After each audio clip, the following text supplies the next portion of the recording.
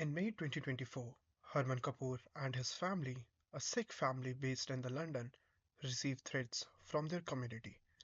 This wasn't the first time the Kapoors had been attacked. They have also been attacked last year when allegedly some unknown masked men surrounded their restaurant and threatened them. Then suddenly one evening I was working in a restaurant and five to six guys they come. Tensions amongst the Sikh diaspora has created a division amongst the community. But how did the story of Sikhs in the UK start, and how it reached to the point where people within the community stand alienated? I decided to learn about the story of Sikhs and travel to different areas of England to understand the causes of these tensions and how they can be relieved.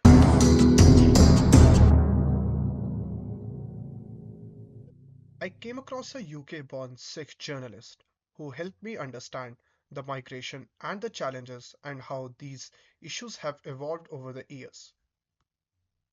My parents came from Punjab near Jalandhar. My father came first in 1962 as a teenager, followed shortly after with my mother in 1963. They then had 5 children. I'm being the youngest, born in 1972, so born and raised in the UK. I think one of the main reasons my father's generation came to the UK in the 60s was a couple of reasons. Firstly, Britain was calling out for workers.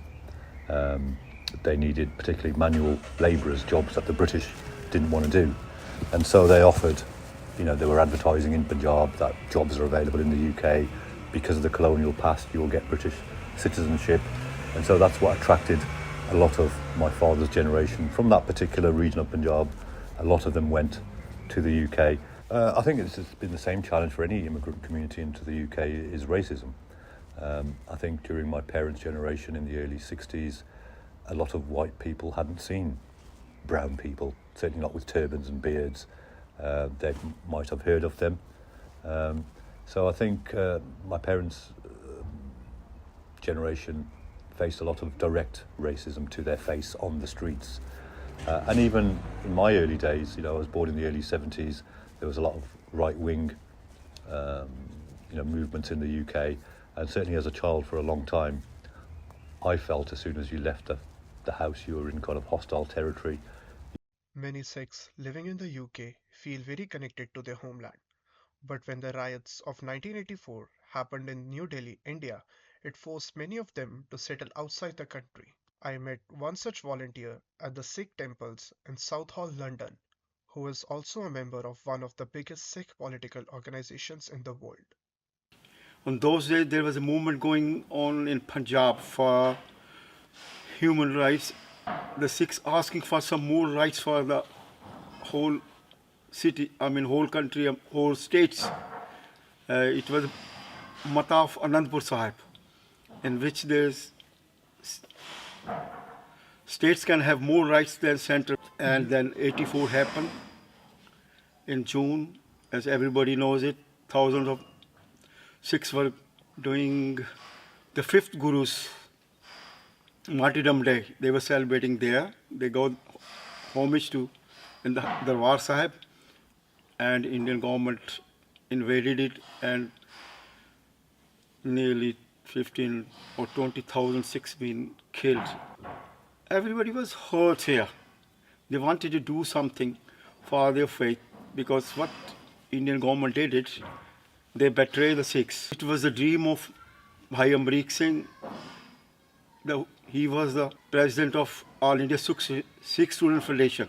His dream to be students get together all over the world, and then they decided to have International Sikh Youth Federation in UK. I am also the one of them, the founder member of International Sikh Youth Federation in Southall. So the main Sikh temples, about a dozen of them in the UK, are run by an organisation called the Sikh Federation, which in its previous garb was called the International Sikh Youth Federation, and which found itself banned as a terrorist group, and then found itself unbanned. Just goes to show how strong the Sikh political lobby is in the UK. To be able to get off a terror list in this day and age is unheard of. Also shows how much the Sikh vote is important to politicians, for them to take them off the list in the first place. Temples in the UK are seen as charities, or in a legal sense they're seen as charities. and make a lot of money. Go to any of the major cities, any weekend, there'll be thousands of pounds in cash donations. And these temples have got fat on this money. And people have got rich on the back of this. So for a lot of people, the Khalistan movement is a livelihood.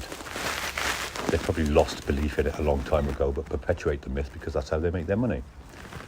It's the purpose of Khalistan that we've been betrayed, and now we feel that Indian government is not helping Punjab. That's why the people are not happy with them. I think certainly in the last 20 years, and even more intensified since the Modi government came to power, there is a blatant dislike of India, and by default dislike of its indigenous population, Hindus. So yeah, that's certainly something noticeable that British Sikhs, British Punjabis feel that they are being differentiated against in India, that they are being persecuted, and that the only solution is an independent homeland in Punjab, which this whole movement of Khalistan seems to be directed by the Sikh diaspora more than the native Punjabis, which is often the case with these kind of movements. It's this people living outside that environment who seem to be the biggest champions. Gurudwaras across the world are also mourning the 40th anniversary of the 1984 riots and holding a lecture series on the temple premises managed by the Sikh Youth Federation. R.S. Somal spoke about the reasons and intentions behind it. Now, this is the remembrance for those martyrs, those who given their life for their holy place. That's why every year we celebrate it. This is the 40th year. More people come. And that's the only reason our youngsters knew all these things. What happened in 1984? There's so many kids not born on that time. They are 20 now, 30, but even they don't know much about it. That's the main reason for that. To awareness to our community, especially to the Sikh families, their kids, to know about that. Why this happened. In Coventry, in West Midlands, one of my acquaintances referred me to a Sikh academic scholar who writes about Sikh culture and history, and I went to understand more about these issues and the demand for Khalistan. If we go to 1984, because that was another significant period of Punjabi migration, that was to do with the youth not feeling safe in Punjab, and so they were getting out by hook or crook. That was very much a push factor because of the kind of state violence, you could say. Certainly, before 1984, there was no movement. Maybe a tiny number of activists calling for Sikh state before 1984. And even as far as I can see, Pindranwala himself, who was leading the Morcha, said that our struggle is for Anandpur Damata, for the Anandpur resolution, which was really seeking more autonomy for Punjab, but also for other parts of India. But then what happened is, as a result of the Darbar Sahib, then some Sikhs clearly felt that the government has no desire to address any of the concerns of the Sikhs, and therefore, they've launched a military assault, and our only alternative is now for a separate state, and they were invoking certain UN conventions on this. Certainly, one of the narratives is this existential threat, and we were saying that the depopulation of Punjab of Sikhs, the students migrating, this sense that after the Green Revolution, the Punjab is now on a massive downward decline. And certainly that is a powerful narrative that's still there in terms of survival. And then you can then go back to history there, go back to Mughal times and the Kalukaras. They often talk about 84 the Tija Kalukara. So there's a long kind of line of this sense of existential threat. So that's another reason why I think the Khalistan narrative sustains itself, because it's kind of like an expression of our desire to survive, Sikh identity. No one's ever voted the Sikh Federation in to be a spokesman for the Sikhs or to control the temples, and so they make a lot of noise, but they're very small in size.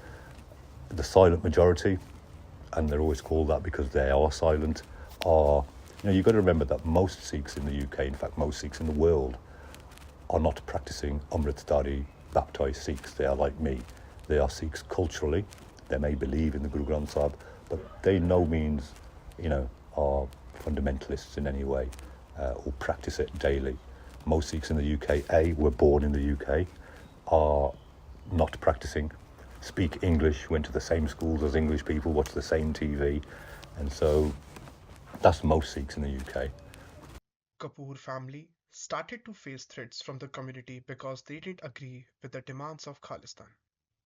I am Harman Singh Kapoor. I'm living in UK from last 28 years. I came to UK as an asylum seeker from Afghanistan. And since then I'm here, and then I got married with this beautiful lady Khushi Kapoor, and I got 2 kids here, boy and a girl. When we came to UK, we choose to come to UK because we have heard that this is the best place for human rights and people are treated very well in this country.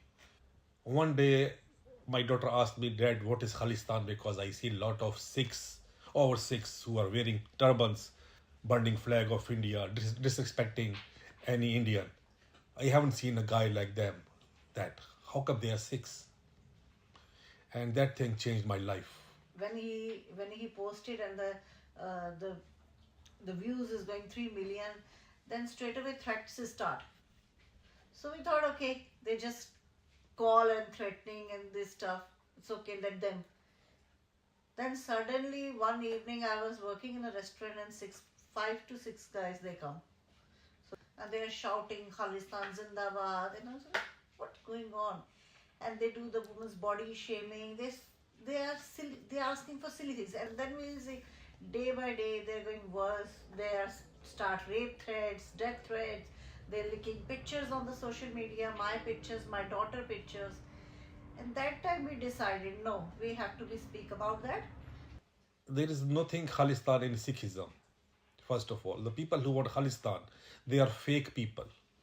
They want to show their superiors with somebody else. If you ask me who Sikhs are, why Khalsa Panth was made, this Sikh religion came from Hindus. So, if you want to open your eyes, the people who want Khalistan, they need to take off their pink glasses and go into the history and see. All the Sikhs who were in this world, they came from Hindu families. A Hindu. I can say my granddad was Hindu. My uncles, aunties, they're all Hindu. My dad is only Sikh. And then I became Sikh. Then my kid became Sikh. But half of my family is Hindu. If my dad knows that in the future his grandson wants Khalistan and he wants to kill Hindus, will he had made my dad Sikh? No. That's why I'm against Khalistan, because we Sikhs and Hindus are sons of same mother. If they don't support Khalistanis, they will be attacked physically, mentally, financially, online, troll, people follow you. They do all kind of tricks, dirty tricks. And you're banned from Gurdwaras? They will ban you from Gurdwara. They will throw you out of the community. So these temples, so if you go to any of the major temples, they will have Khalistan literature everywhere. They will have anti-India literature everywhere. They will, practically every major temple in this, one of the first sights you'll see when you walk into a Sikh temple is the assassins of Indira Gandhi with rose garlands around the photo. So straight away, if you're a Hindu, you're going to feel like you're the enemy if you come into a Sikh temple and you see that as the first thing that you see. So yeah, they are the driving force behind the Khalistan movement. They prey on people's ignorance. They presume that people aren't very well read and that they'll just listen to our slogans of Khalistan and Raj Karega Khalsa and all this stuff without, looking any further into it. But they by no means represent the majority of Sikhs. In fact, they represent a fringe minority, I would say, who make a lot of noise and have a lot of sway with the British government. So the British government thinks they are speaking on behalf of the Sikhs. They have no mandate whatsoever. As the conflict amongst the community deepens, a Sikh scholar and priest who also tries to solve the Sikh civil disputes as the local Gurdwara's authority, helped me understand how the conflicts amongst the community can be relieved. Well, in Sikhism, everybody is free to have their own opinions and go on that basis. So internally, Sikhs will agree, disagree, etc. But no, violence is not the answer. The answer is to look at it, look at all the options, discuss them, find the best way forward. Violence doesn't solve anything. Well, it would help if we had a leader that emerged that we could all relate to and get under his umbrella. Yes, that would help.